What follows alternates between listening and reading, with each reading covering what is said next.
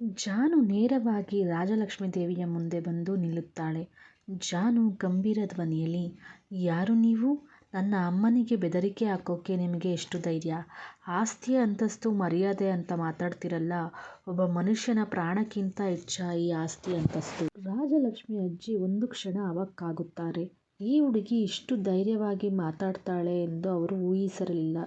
ನೋಡು ಹುಡುಗಿ, ನಿನ್ನ ಯೋಗ್ಯತೆ ಏನು ಅಂತ ತಿಳ್ಕೊಂಡು ಮಾತಾಡು ಎಂದು ಅಜ್ಜಿ ಬೆತ್ತ ಕೊಟ್ಟಿದ್ದಾಗ ಜಾನು ಅದನ್ನು ತಡೆದು, ಯೋಗ್ಯತೆ ಬಗ್ಗೆ ನೀವು ಮಾತಾಡಬೇಡಿ. ಒಬ್ಬ ಅಸಹಾಯಕ ಹೆಣ್ಣುಮಗಳ ಅನಾರೋಗ್ಯದ ಲಾಭ ಪಡೆದು ಬೆದರಿಕೆ ಹಾಕೋದು ಯಾವ ದೊಡ್ಡಸ್ತಿಕೆ ಎಂದು ಗುಡುಗುತ್ತಾಳೆ. ಈ ಜಗಳದ ನಡುವೆ ಶಾರದಾ ಅವರಿಗೆ ಉಸಿರಾಟದ ತೊಂದರೆ ಹೆಚ್ಚಾಗುತ್ತದೆ. ಜಾನು ಗಾಬರಿಯಿಂದ ಅಮ್ಮನ ಹತ್ತಿರ ಓಡುತ್ತಾಳೆ. ಶಾರದಾ ಅವರು ನಡುಗುವ ಕೈಗಳಿಂದ ಜಾನುವಿನ ಕೈ ಹಿಡಿದು, ಜಾನು, ಇವರನ್ನು ಕ್ಷಮಿಸಿಬಿಡು ಮಗಳೇ. ಆದ್ರೆ ನೀನು ಮಾತ್ರ ಎಂದಿಗೂ ನಿನ್ನ ಸ್ವಾಭಿಮಾನ ಬಿಟ್ಟುಕೊಡಬೇಡ. ಅಭಿಜಿತ್ ಕೆಟ್ಟವನಲ್ಲ, ಅವನಿಗೆ ನಿಜ ತಿಳಿಯಬೇಕು ಎನ್ನುತ್ತಲೇ ಅವರ ಉಸಿರಾಟ ಜೋರಾಗುತ್ತದೆ.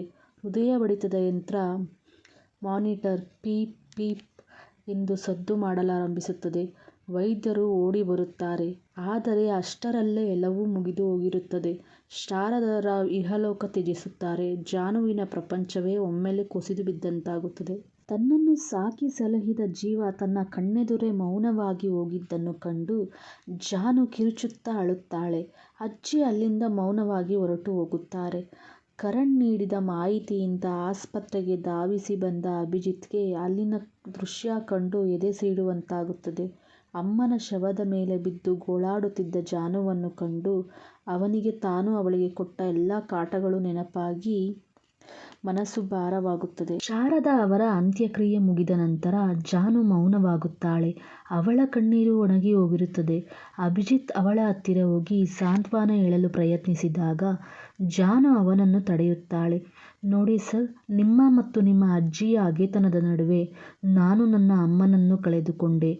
ನಾನು ಯಾರು ಅಂತ ನಿಮಗೆ ಸಂಶಯ ಇತ್ತಲ್ವಾ? ಹೌದು, ನಾನು ಶಾರದಾರಾವ್ ಮಗಳು. ಆದರೆ ನಿಮ್ಮ ಆಸ್ತಿಗೂ ಸೇಡಿಗೂ ಬಂದವಳಲ್ಲ, ಬದುಕೋಕೆ ಒಂದು ದಾರಿ ಹುಡುಕಿಕೊಂಡು ಬಂದವಳು.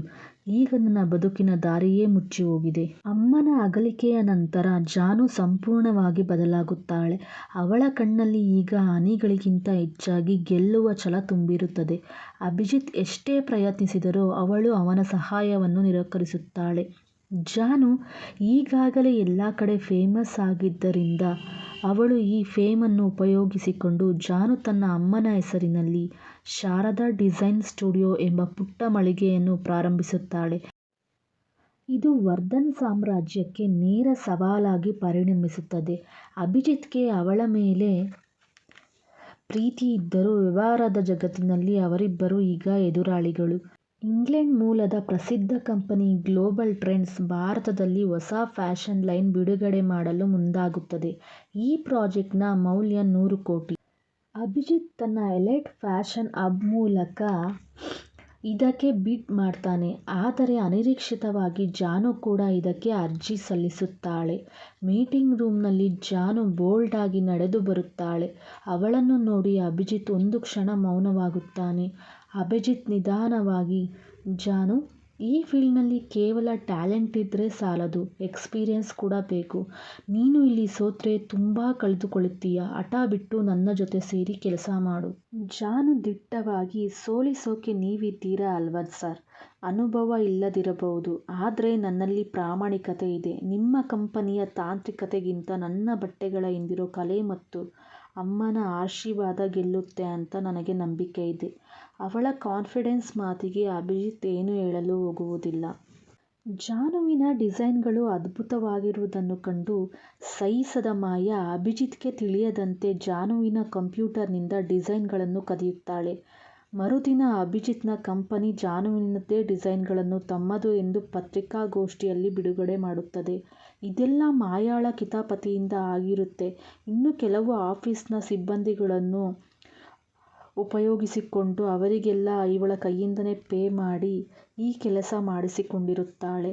ಆದರೆ ಈ ಯಾವ ವಿಷಯ ಅಭಿಜಿತ್ಗೆ ಗೊತ್ತಿರಲ್ಲ. ಜಾನು ಅಲ್ಲಿಗೆ ಬಂದು ಪ್ರೆಸ್ ಮುಂದೆ ಸಾಕ್ಷಿ ಸಮೇತ ಈ ಡಿಸೈನ್ಗಳನ್ನು ತನ್ನ ಅಮ್ಮನ ಹಳೆಯ ಸೀರೆಗಳ ಕಲೆಯಿಂದ ಪ್ರೇರಿತವಾಗಿದ್ದು ಎಂದು ಸಾಬೀತುಪಡಿಸುತ್ತಾಳೆ. ಇದರಿಂದ ಅಭಿಜಿತ್ನ ಕಂಪನಿಗೆ ದೊಡ್ಡ ಮಸಿ ಬಡಿಯಲ್ಪಟ್ಟಂತಾಗುತ್ತದೆ. ಅಭಿಜಿತ್ಗೆ ತನ್ನ ಕಂಪನಿಯಲ್ಲಿ ನಡೆಯುತ್ತಿರುವ ಕುತಂತ್ರ ಅರ್ಥವಾಗಿ ಮಾಯಾಳನ್ನು ಕೆಲಸದಿಂದ ಕಿತ್ತುಹಾಕುತ್ತಾನೆ. ಟೆಂಡರ್ ಪಡೆಯಲು ಅಂತಿಮವಾಗಿ ಇಬ್ಬರಿಗೂ ಒಂದು ಅವಕಾಶ ನೀಡಲಾಗುತ್ತದೆ. ಇಬ್ಬರೂ ತಮ್ಮ ಅತ್ಯುತ್ತಮ ಸಂಗ್ರಹವನ್ನು ಕಲೆಕ್ಷನನ್ನು ಪ್ರದರ್ಶಿಸಬೇಕು. ಅಭಿಜಿತ್ ಆಧುನಿಕ, ದುಬಾರಿ ಮತ್ತು ವಿದೇಶಿ ಶೈಲಿಯ ಡಿಸೈನ್ಸ್. ಜಾಹ್ನವಿ ಭಾರತೀಯ ಕೈಮಗ್ಗ ಮತ್ತು ಆಧುನಿಕ ಶೈಲಿಯ ಮಿಶ್ರಣ. ಶೋ ದಿನ ಜಾನು ಸ್ವತಃ ಮಾಡಲಾಗಿ ರ್ಯಾಂಪ್ ಮೇಲೆ ಬರುತ್ತಾಳೆ. ಅವಳ ಡಿಸೈನ್ಸ್ ನೋಡಿ ಜಡ್ಜಸ್ ಮಂತ್ರಮುಗ್ಧರಾಗುತ್ತಾರೆ. ಅಭಿಜಿತ್ ತನ್ನ ಸೋಲನ್ನು ಮುನ್ಸೂಚಿಸಿದರೂ ಬೇಸರ ಪಡುವುದಿಲ್ಲ. ಬದಲಾಗಿ ಜಾನುವಿನ ಬೆಳವಣಿಗೆ ಕಂಡು ಹೆಮ್ಮೆ ಪಡುತ್ತಾನೆ. ಫಲಿತಾಂಶ ಪ್ರಕಟವಾಗುವಾಗ ಗ್ಲೋಬಲ್ ಟ್ರೆಂಡ್ಸ್ ಕಂಪನಿ ಇಬ್ಬರಿಗೂ ಜಂಟಿಯಾಗಿ ಪ್ರಾಜೆಕ್ಟ್ ನೀಡಲು ನಿರ್ಧರಿಸುತ್ತದೆ. ಜಾನುವಿನ ಸೃಜನಶೀಲತೆ ಮತ್ತು ಅಭಿಜಿತ್ನ ಬ್ರ್ಯಾಂಡ್ ಮೌಲ್ಯ ಸೇರಿದರೆ ಮಾತ್ರ ಇದು ಯಶಸ್ವಿಯಾಗಲು ಸಾಧ್ಯ ಅಂತ ಅವರು ಹೇಳುತ್ತಾರೆ. ಅಭಿಜಿತ್: ಜಾನು, ಈಗಲಾದರೂ ನನ್ನ ಜೊತೆ ಕೆಲಸ ಮಾಡ್ತೀಯಾ? ಇದು ಬಿಸ್ನೆಸ್ ಅಷ್ಟೇ ಅಲ್ಲ, ನನ್ನ ಪ್ರಾಯಶ್ಚಿತ್ತ ಕೂಡ. ಜಾನು: ಖಂಡಿತ ಮಾಡ್ತೀನಿ ಸರ್. ಆದ್ರೆ ಅದು ಜಾನು ಆಗಿ ಅಲ್ಲ, ಶಾರದಾ ಡಿಸೈನ್ಸ್ ನ ಒಡತಿಯಾಗಿ. ಇಲ್ಲಿ ನಾವಿಬ್ಬರೂ ಸಮಾನರು. ಅಭಿಜಿತ್ ಅವಳ ಕೈಕುಲುಕುವಾಗ ಅವಳ ಕಣ್ಣಲ್ಲಿ ಕಣ್ಣಿಟ್ಟು ನೋಡುತ್ತಾನೆ. ಅವರಿಬ್ಬರ ವೃತ್ತಿಪರ ಸಂಘರ್ಷ ಈಗ ಪ್ರೀತಿಯ ಹೊಸ ಅಧ್ಯಾಯಕ್ಕೆ ನಾಂದಿ ಹಾಡುತ್ತದೆ. ಜಾನು ಮತ್ತು ಅಭಿಜಿತ್ ಗ್ಲೋಬಲ್ ಟ್ರೆಂಡ್ಸ್ ಪ್ರಾಜೆಕ್ಟ್ಗಾಗಿ ಒಟ್ಟಾಗಿ ಕೆಲಸ ಮಾಡಲು ಪ್ರಾರಂಭಿಸುತ್ತಾರೆ. ಆರಂಭದಲ್ಲಿ ಅವರ ನಡುವೆ ವೃತ್ತಿಪರ ಅಂತರವಿದ್ದರೂ, ನಿರಂತರ ಮಾತುಕತೆ, ಸೃಜನಾತ್ಮಕ ಚರ್ಚೆಗಳು ಮತ್ತು ಸವಾಲುಗಳನ್ನು ಒಟ್ಟಾಗಿ ಎದುರಿಸುವಾಗ ಅವರ ಬಾಂಧವ್ಯ ಇನ್ನೂ ಗಟ್ಟಿಯಾಗುತ್ತದೆ. ದಿನವಿಡೀ ಕೆಲಸದ ಒತ್ತಡದಲ್ಲಿ ಜಾನು ತನ್ನದೇ ಆದ ಶೈಲಿಯಲ್ಲಿ ವಿನ್ಯಾಸಗಳನ್ನು ರೂಪಿಸುತ್ತಿದ್ದಳು. ಅಭಿಜಿತ್ ಅವಳ ಕಲ್ಪನಾ ಶಕ್ತಿಯನ್ನು ಮೆಚ್ಚುತ್ತಾನೆ. ಒಂದು ದಿನ ತಡರಾತ್ರಿ ಆಫೀಸಿನಲ್ಲಿ ಕೆಲಸ ಮಾಡುವಾಗ ಅಭಿ ಜಾನುವಿಗಾಗಿ ತಾನೇ ಕಾಫಿ ಮಾಡಿಕೊಂಡು ಬರುತ್ತಾನೆ. ಅಭಿ ಮುಗುಳ್ನಗುತ್ತಾ, ಕೇವಲ ಡಿಸೈನರ್ ಆಗಿ ಮಾತ್ರವಲ್ಲ, ಮಾಡೆಲ್ ಆಗಿಯೂ ನೀನು ಸ್ಟಾರ್ ಈಗ. ತಗೋ, ಈಗ ಕಾಫಿ ಕುಡಿದು ಸ್ವಲ್ಪ ರಿಲ್ಯಾಕ್ಸ್ ಆಗು. ಜಾನು ನಗುತ್ತಾ, ನಿಮ್ಮ ಈ ಪ್ರೋತ್ಸಾಹಕ್ಕೆ ಧನ್ಯವಾದಗಳು ಸರ್. ಈ ಟೆಂಡರ್ ಬಂದ ನಂತರ ನಿಮ್ಮಲ್ಲೂ ತುಂಬಾ ಬದಲಾವಣೆ ಕಾಣುತ್ತಿದೆ. ಅವರಿಬ್ಬರ ನಡುವಿನ ಮಾತುಕತೆ ಸಣ್ಣ ನಗುವಿನೊಂದಿಗೆ ಹೊಸ ಸ್ನೇಹಕ್ಕೆ ನಾಂದಿ ಹಾಡುತ್ತದೆ. ಒಂದು ಸಾಯಂಕಾಲ ಡಿಸೈನ್ಗಳನ್ನು ಅಂತಿಮಗೊಳಿಸಿ ಇಬ್ಬರೂ ಆಫೀಸಿನ ಟೆರೇಸ್ ಮೇಲೆ ನಿಂತಿರುತ್ತಾರೆ. ನಗರದ ದೀಪಗಳು ಮಿನುಗುತ್ತಿರುತ್ತವೆ. ಅಭಿ ಜಾನುವಿನ ಕಡೆ ತಿರುಗಿ, ಜಾನು, ನಿನ್ನನ್ನು ಮೊದಲ ಬಾರಿಗೆ ಭೇಟಿಯಾದಾಗಿನಿಂದ ನಿನಗೊಂದು ನಿನ್ನ ಮೇಲೆ ತಪ್ಪು ಕಲ್ಪನೆ ಇತ್ತು. ನನ್ನ ಅಜ್ಜಿ ಮತ್ತು ನಿನ್ನ ಅಮ್ಮನ ನಡುವಿನ ಸಂಬಂಧದಿಂದ ನಾನು ನಿನ್ನನ್ನು ದ್ವೇಷಿಸುತ್ತಿದ್ದೆ. ಆದರೆ ನೀನು ಒಬ್ಬ ಡಿಸೈನರ್ ಆಗಿ, ಒಬ್ಬ ಹೆಣ್ಣಾಗಿ, ಅದೆಲ್ಲಕ್ಕಿಂತ ಮುಖ್ಯವಾಗಿ ಮನುಷ್ಯಳಾಗಿ ನನ್ನನ್ನು ತುಂಬಾ ಪ್ರಭಾವಿಸಿದ್ದೀಯ. ನನಗೋಸ್ಕರ ಏನು ಬೇಕಾದರೂ ಮಾಡುವಷ್ಟರ ಮಟ್ಟಿಗೆ ನಾನು ನಿನ್ನನ್ನು ಪ್ರೀತಿಸುತ್ತೇನೆ. ನಾನು ನಿನ್ನನ್ನು ಪ್ರೀತಿಸುತ್ತೇನೆ ಜಾನು. ಜಾನು ಆಶ್ಚರ್ಯದಿಂದ ಅವನ ಕಡೆ ನೋಡುತ್ತಾಳೆ. ಅವಳ ಮನಸ್ಸಿನಲ್ಲಿ ಅಮ್ಮನ ಮಾತುಗಳು, ಅಭಿಜಿತ್ನ ಮೇಲಿನ ಸಹಕಾರ ಮತ್ತು ಅವನ ಕಣ್ಣಲ್ಲಿ ಕಂಡ ಪ್ರೀತಿ ಎಲ್ಲವೂ ಒಟ್ಟಾಗಿ ಮೂಡುತ್ತದೆ. ಅವಳು ಮೌನವಾಗಿ ಅಭಿಜಿತ್ನ ಕೈ ಹಿಡಿದು ತನ್ನ ಒಪ್ಪಿಗೆ ಸೂಚಿಸುತ್ತಾಳೆ. ಇಬ್ಬರೂ ಸಂತೋಷದಿಂದ ಪರಸ್ಪರ ಅಪ್ಪಿಕೊಳ್ಳುತ್ತಾರೆ. ಜಾನು ಮತ್ತು ಅಭಿ ನಡುವಿನ ಪ್ರೀತಿ ಅರಳುತ್ತಿರುವುದು ಮಾಯಾಗೆ ತಿಳಿದು ಅವಳ ದ್ವೇಷ ಇನ್ನೂ ಹೆಚ್ಚಾಗುತ್ತದೆ. ಅಭಿಜಿತ್ ತನ್ನ ಪ್ರೀತಿಗಾಗಿ ತನ್ನನ್ನು ದೂರ ಇಟ್ಟಿದ್ದಕ್ಕೆ ಮತ್ತು ಜಾನು ತನ್ನ ಸ್ಥಾನವನ್ನು ಕಸಿದುಕೊಂಡಿದ್ದಕ್ಕೆ ಅವಳು ಸೇಡು ತೀರಿಸಿಕೊಳ್ಳಲು ಕಾಯುತ್ತಿರುತ್ತಾಳೆ.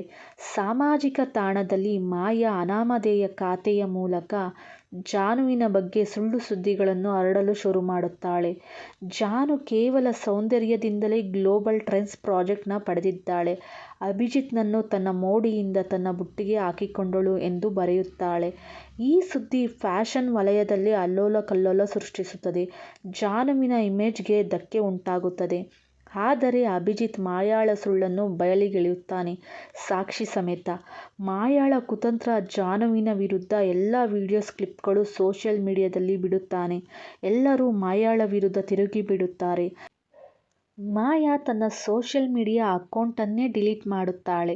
ಗ್ಲೋಬಲ್ ಟ್ರೆಂಡ್ಸ್ ಪ್ರಾಜೆಕ್ಟ್ನ ಉದ್ಘಾಟನಾ ಫ್ಯಾಷನ್ ಶೋ ನಡೆಯಲು ಕೇವಲ ಕೆಲವೇ ದಿನಗಳು ಬಾಕಿ ಇರುವಾಗ ಮಾಯಾ ಒಂದು ದೊಡ್ಡ ಪ್ಲಾನ್ ಮಾಡುತ್ತಾಳೆ. ಅವಳು ಕೆಲವು ಪ್ರಭಾವಿ ವ್ಯಕ್ತಿಗಳಿಗೆ ಲಂಚ ನೀಡಿ ಜಾನು ವಿನ್ಯಾಸ ಮಾಡಿದ ಮುಖ್ಯ ಉಡುಪಿನಲ್ಲಿ ಒಂದು ಸಣ್ಣ ಬದಲಾವಣೆ ಮಾಡಿ ಅದನ್ನು ಸಭೆಯಲ್ಲಿ ಅವಮಾನಿಸುವಂತೆ ಮಾಡುತ್ತಾಳೆ. ಶೋ ಶುರುವಾಗುವ ಕೆಲವೇ ಕ್ಷಣಗಳ ಮೊದಲು ಮಾಯಾ ಜಾನುವಿನ ಮುಖ್ಯ ಮಾಡೆಲ್ ಅನ್ನು ಕಿಡ್ನಾಪ್ ಮಾಡಿಸಲು ತನ್ನ ಗ್ಯಾಂಗ್ ಜೊತೆ ಸೇರಿಕೊಂಡು ಪ್ಲಾನ್ ಮಾಡಿದ್ದಾಳೆ. ಸಮಯಕ್ಕೆ ಸರಿಯಾಗಿ ವಿಷಯ ತಿಳಿದ ಅಭಿ ಮಾಯಾಳನ್ನು ಪ್ರಶ್ನಿಸುತ್ತಾನೆ. ಅಭಿ ಕೋಪದಿಂದ, ಮಾಯಾ, ನಿನ್ನ ಈ ಕುತಂತ್ರದ ಆಟಕ್ಕೆ ನೀನು ಕೊನೆ ಹಾಕ್ತೀಯೋ ಇಲ್ವೋ? ನಿನ್ನ ದ್ವೇಷ ನಿನ್ನನ್ನು ಹಾಳು ಮಾಡುತ್ತೆ. ಮಾಯಾ ವಿಕಾರವಾಗಿ ನಗುತ್ತಾ, ನಾನು ಹಾಳಾದರೂ ಚಿಂತೆ ಇಲ್ಲ. ಜಾನು ಮತ್ತೆ ನೀನು ಒಟ್ಟಾಗಿ ಖುಷಿಯಾಗಿ ಇರುವುದನ್ನು ನಾನು ನೋಡಲ್ಲ.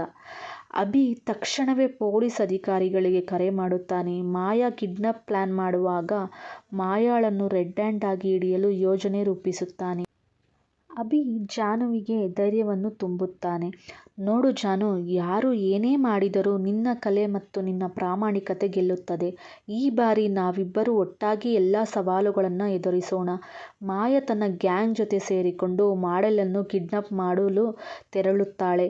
ಆಗ ಅಭಿಜಿತ್ ಕೊಟ್ಟ ಮಾಹಿತಿಯಂತೆ ಪೊಲೀಸರು ಮಾಯಾಳನ್ನು ಗ್ಯಾಂಗ್ ಸಮೇತ ಬಂಧಿಸುತ್ತಾರೆ. ಮಾಡೆಲ್ ಇಲ್ಲದಿದ್ದರೂ ಜಾನು ವಿಚಲಿತಳಾಗುವುದಿಲ್ಲ. ಅವಳು ತಾನೇ ರ್ಯಾಂಪ್ ಮೇಲೆ ನಡೆದು ತನ್ನ ವಿನ್ಯಾಸಗಳನ್ನು ಪ್ರದರ್ಶಿಸಲು ನಿರ್ಧರಿಸುತ್ತಾಳೆ. ಅಭಿಜಿತ್ ಅವಳ ಪಕ್ಕ ನಿಂತು ಪ್ರೋತ್ಸಾಹಿಸುತ್ತಾನೆ. ಜಾನುವಿನ ಆತ್ಮವಿಶ್ವಾಸ ಮತ್ತು ಆಕೆಯ ಡಿಸೈನ್ಗಳು ಎಲ್ಲರನ್ನೂ ಮತ್ತೊಮ್ಮೆ ಮಂತ್ರಮುಗ್ಧರನ್ನಾಗಿಸುತ್ತವೆ. ಅಭಿ ಹಾಗೂ ಜಾನುವಿನ ಬಂಧ ಗಟ್ಟಿಯಾಗುತ್ತಾ ಹೋಗುತ್ತೆ. ಒಂದಿನ ಅಭಿ ಜಾನುಗೆ ಮದುವೆ ಪ್ರಪೋಸಲ್ ನೀಡುತ್ತಾನೆ. ಜಾನು ಕೂಡ ಅವನ ಪ್ರೀತಿಗೆ ಇಲ್ಲ ಅನ್ನಲಾಗದೆ ಒಪ್ಪಿಗೆ ಕೊಡುತ್ತಾಳೆ. ಇವರ ಮದುವೆ ವಿಷಯ ಹೇಗೋ ಮಾಯಾಳಿಗೆ ಗೊತ್ತಾಗುತ್ತೆ. ಅವಳು ಅದೇ ದ್ವೇಷದಲ್ಲಿ ರಾಜಲಕ್ಷ್ಮಿ ಅವರಿಗೆ ವಿಷಯ ತಿಳಿಸುತ್ತಾಳೆ. ಅಭಿಜಿತ್ ಮತ್ತು ಜಾನು ಮದುವೆಯಾಗಲು ನಿರ್ಧರಿಸಿದ ವಿಷಯ ತಿಳಿದ ರಾಜಲಕ್ಷ್ಮಿ ಅಜ್ಜಿ ಬೆಂಕಿಯಾಗುತ್ತಾರೆ. ವರ್ಧನ್ ವಂಶದ ಕುಡಿ ಆ ಭಿಕ್ಷುಕಿಯ ಮಗಳನ್ನು ಮದುವೆಯಾಗಲು ಸಾಧ್ಯವಿಲ್ಲ ಎಂದು ಹಠ ಹಿಡಿಯುತ್ತಾರೆ. ಅಭಿ ಮೊದಲ ಬಾರಿಗೆ ಅಜ್ಜಿಯ ವಿರುದ್ಧ ಮಾತನಾಡುತ್ತಾನೆ. ನನಗೆ ಆಸ್ತಿ ಬೇಡ ಅಜ್ಜಿ, ಜಾನು ಮಾತ್ರ ಸಾಕು ಎಂದು ಮನೆಯಿಂದ ಹೊರಬರಲು ಸಿದ್ಧನಾಗುತ್ತಾನೆ. ಜಾನು ಅಭಿಯನ್ನು ತಡೆಯುತ್ತಾಳೆ. ಅವಳಿಗೆ ಅಭಿ ತನ್ನ ಕುಟುಂಬದಿಂದ ದೂರವಾಗುವುದು ಇಷ್ಟವಿರುವುದಿಲ್ಲ. ಅಭಿ, ನಾವು ಓಡಿ ಹೋಗಿ ಮದುವೆಯಾಗುವುದು ಬೇಡ. ನಿಮ್ಮ ಅಜ್ಜಿಯೇ ಒಪ್ಪಿ ನನ್ನನ್ನು ಈ ಮನೆ ಸೊಸೆಯಾಗಿ ಬರಮಾಡಿಕೊಳ್ಳಬೇಕು. ಅಲ್ಲಿಯವರೆಗೆ ನಾನು ಕಾಯುತ್ತೇನೆ. ಜಾನುವಿನ ಈ ನಿರ್ಧಾರ ಅಭಿಗೆ ಅವಳ ಮೇಲಿನ ಗೌರವವನ್ನು ಇನ್ನೂ ಹೆಚ್ಚು ಮಾಡುತ್ತದೆ. ಇದೆಲ್ಲ ಆದ ಕೆಲವು ದಿನಗಳಲ್ಲಿ ಜಾನುಗೆ ತನ್ನ ತಾಯಿಯ ನೆನಪು ಅತಿಯಾಗಿ ಕಾಡುತ್ತಿರುತ್ತೆ. ಯಾಕೋ ಅವರ ರೂಮ್ಗೆ ಹೋಗಿ ಅಲ್ಲೇ ಇವತ್ತು ಮಲ್ಕೋಬೇಕು ಅಂತ ಅಲ್ಲಿಗೆ ಹೋಗುತ್ತಾಳೆ. ಆ ರೂಮ್ಗೆ ಹೋಗಿದ್ದ ತಕ್ಷಣ ತನ್ನ ತಾಯಿಯ ಅಗಲಿಕೆ ಬಹಳವಾಗಿ ಅವಳನ್ನು ಕಾಡುತ್ತೆ. ಇಷ್ಟೇ ಗಟ್ಟಿಯ ಅವಳ ಕೈಯಲ್ಲಿ ಆಗುತ್ತಿರಲಿಲ್ಲ. ರೂಮ್ ಎಲ್ಲ ತುಂಬ ಗಲೀಜಾಗಿರೋದು ಕಂಡು ಹಳೆಯ ಸಾಮಾನುಗಳನ್ನು ತೆಗೆಯುತ್ತಿದ್ದಾಗ ಜಾನುಗೆ ಒಂದು ಹಳೆಯ ಧೂಳು ಹಿಡಿದ ಡೈರಿ ಸಿಗುತ್ತದೆ. ಅದನ್ನು ಓದುತ್ತಿದ್ದಂತೆ ಜಾನುಗೆ ಆಘಾತವಾಗುತ್ತದೆ. ಅದರಲ್ಲಿ ಶಾರದಾ ಅವರು ಅಕ್ಷರ ಅಕ್ಷರದಲ್ಲೂ ತಮ್ಮ ನೋವನ್ನು ಬರೆದಿಟ್ಟಿರುತ್ತಾರೆ. ರಾಜಲಕ್ಷ್ಮಿ ಈ ಮನೆಗೆ ಬಂದಿದ್ದು ಕೇವಲ ಎರಡನೇ ಹೆಂಡತಿಯಾಗಿ ಮಾತ್ರವಲ್ಲ, ನನ್ನ ಬದುಕನ್ನು ಕಸಿದುಕೊಳ್ಳಲು. ನನ್ನ ತಂದೆ ಈ ವರ್ಧನ್ ಸಾಮ್ರಾಜ್ಯದ ಅಧಿಪತಿಯಾಗಿದ್ದರು. ನಾನು ಅವರ ಮೊದಲನೇ ಹೆಂಡತಿಯ ಮಗಳು. ಆದರೆ ರಾಜಲಕ್ಷ್ಮಿ ತನ್ನ ಕುತಂತ್ರದಿಂದ ಅಪ್ಪನನ್ನು ಮರುಳು ಮಾಡಿ ಅವರನ್ನು ಮದುವೆಯಾಗಿ ಅವರ ಅಪ್ಪನ ಹತ್ತಿರ ನಕಲಿ ಸಹಿ ಹಾಕಿಸಿಕೊಂಡು ಇಡೀ ಆಸ್ತಿಯನ್ನು ತನ್ನ ಹೆಸರಿಗೆ ಮಾಡಿಸಿಕೊಂಡು ನನ್ನನ್ನು ಮತ್ತು ನನ್ನ ಮಗುವನ್ನು, ಅಂದರೆ ಜಾನು, ಬೀದಿಗೆ ತಳ್ಳಿದರು. ಈ ಸತ್ಯ ತಿಳಿದ ಜಾನು ಒಂದು ಕ್ಷಣ ಮೌನವಾಗುತ್ತಾಳೆ. ಅಂದರೆ ತಾನು ಬೆಳೆದ ಬಡತನ, ಅಮ್ಮ ಅನುಭವಿಸಿದ ಕಷ್ಟ ಎಲ್ಲದಕ್ಕೂ ಕಾರಣ ಆ ರಾಜಲಕ್ಷ್ಮೀ ದೇವಿ.